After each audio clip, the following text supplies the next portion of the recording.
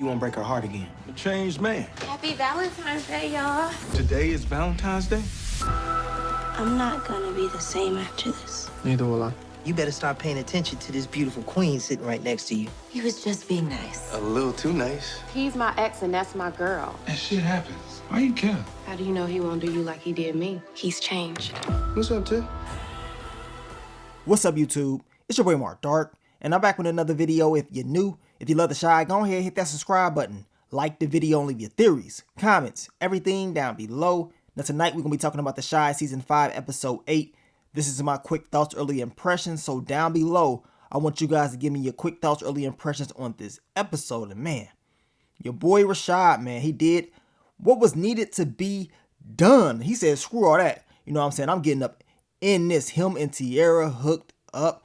Crazy part was, he said, I'm still going to mess around with her after I just had an argument with Deja. So y'all already know what Rashad was on. I mean, this man's been locked up over 10 years. He said, screw all that. You know what I'm saying?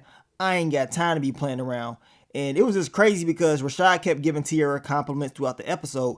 We already knew Rashad had a crush on Tierra since earlier on in the season, but he wasn't going to act out on it at all. But Tierra, she was liking those little compliments he was giving her, you know what I'm saying? But he was giving her those compliments or whatever, and he would go back and kiss up on Deja and stuff like that.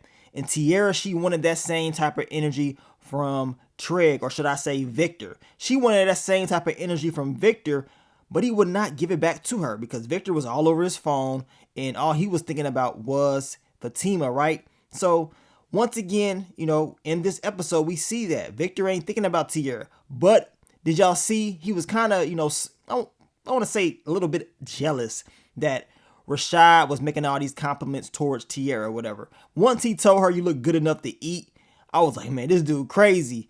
On top of that, Deja was there. She was there. So, I mean, it is understandable that Deja will be upset. Like, okay, you was already giving, some compliments at dinner, all right? But now you're going to sit up here and say that on Valentine's Day. Of course, I knew she would be upset. But for your boy Treg to be upset, like, man, you doing too much or whatever, okay, it is what it is. But you don't really care about Tierra. You want to kick it with Fatima. So go kick it with Fatima and have a good old time. But we've been knowing that Tierra, let's be honest, she been trying to throw them cheeks at your boy Victor the whole season. And he continued to push her away. And even in the last few episodes, she was pushing up on him. And he said it like, look, are you trying to get at me or whatever? And she said, look, I mean, you grown on me. And this girl is literally, trying to hook up with him, even though it's a play relationship. Your girl Tierra was throwing it at him. Besides all that, she said, you know what? You don't want me, so be it. You know what I'm saying? I'm going to kick it with Rashad. It was funny because Victor, he still kicked it with Fatima. She came over and I'm looking like, so you hanging out, having dinner with Fatima. Tierra is there, Rashad is there and Deja just left. Oh, hell nah. And once Tierra came down those stairs and she was like, where is Deja at? And Rashad was like, man, she left. She stepped straight down. I look like, oh yeah, he's definitely about to clap those cheeks. He ain't playing around. And hey, it is what it is. But on a serious note, this whole relationship that Rashad has with Deja, I mean, he has changed, his image, fixing himself up a little bit, whatever, cleaning himself up. The thing is, you already know it's going to get out. Y'all know Rashad is going to have to suffer those consequences. See, I knew it was just too good to be true that, he would clean himself up, have a good relationship, everything is going well for himself. I knew something was going to happen, and this is the something right here. This is, the problem that Rashad is going to have to deal with. I want to know what's going to happen next. And the crazy part is Tierra kept talking about, she wants a baby or whatever. Man, I'm going to tell you right now. I don't know if they're going to get that deep into it, whereas, Rashad and her are, mess around and have a baby, but that would be crazy. That would be a crazy plot twist if they did decide to do that. But y'all let me know what y'all think about the whole Rashad Tierra hookup. She said, you know what? Oh, I'm getting my cheeks clapped tonight. I'm hooking up. It's Valentine's Day. I knew she was trying to be on it tonight, y'all. I knew it. But besides that, your boy Jake and Gemma, we knew they was going to have a very emotional episode. That's exactly what we saw. They still had to, process everything that happened in the last episode or whatever. That's exactly what they did. It was difficult. And it really just seemed like, I don't know if you guys noticed, Gemma, she would express her feelings. And every time she would talk, her feelings was always about Gemma. Gemma, I'm going through this. I'm dealing with this. I'm doing this. I'm doing this. This is how I feel about this, this, and that. Okay, that's understandable. But Jake, he had to continue to say, I'm hurt too. You know what I'm saying? I'm feeling it too. It's hurting me.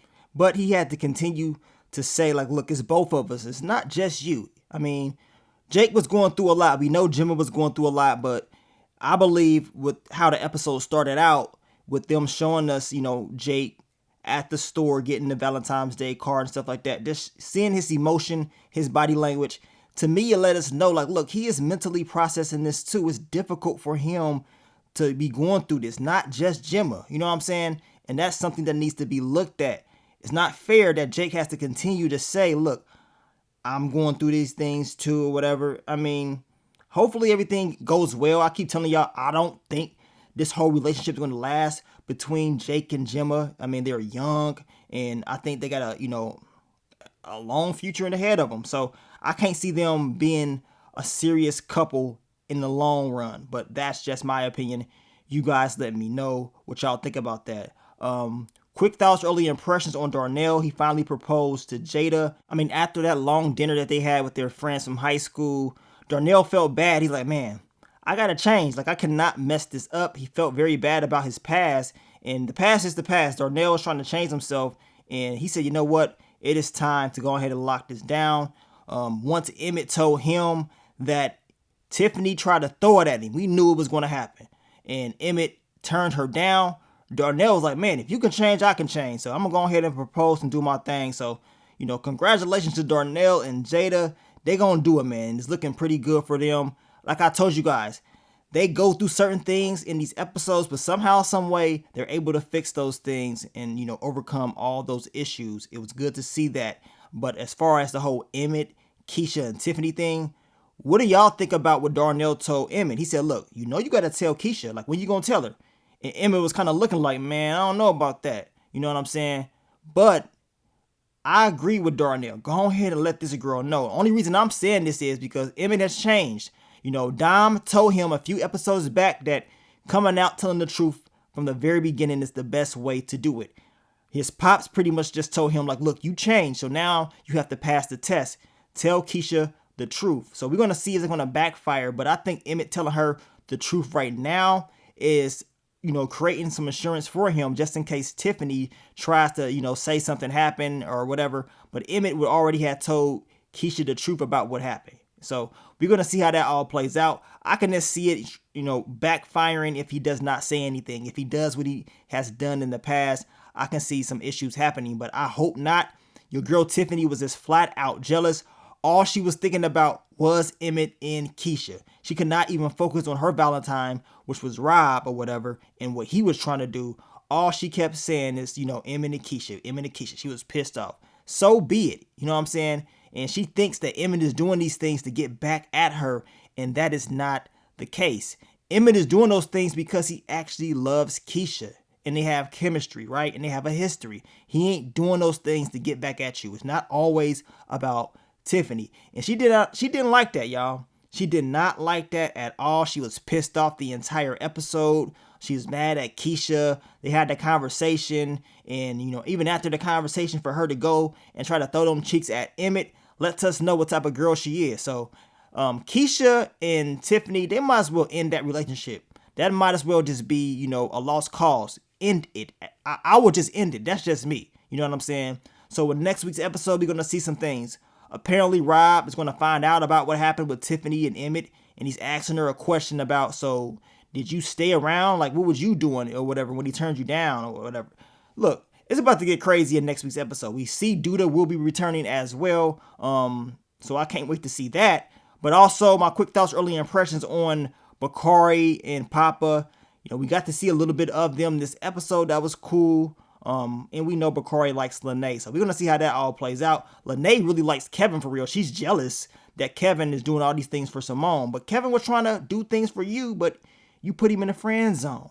So, you can't get mad at Kevin now. You can't act like, what he's doing with Simone is wrong and she's weird, which, she is different, but it's definitely some jealousy up in the air, y'all. It's definitely some jealousy. But I want to see how Jake and all them are going to handle this because Papa is kicking it with Bakari. And we know Bakari caused that incident in last week's episode that caused Gemma to lose her baby. So you already know it's going to be a huge argument in next week's episode. But I'm glad that it's going to be addressed. Now, we'll be dropping a full recap for you guys later on in the day tomorrow. So stay tuned for that. But this is just my quick thoughts, early impressions. We're going to go more in depth tomorrow. But man, your boy Rashad, man, he said, you know what?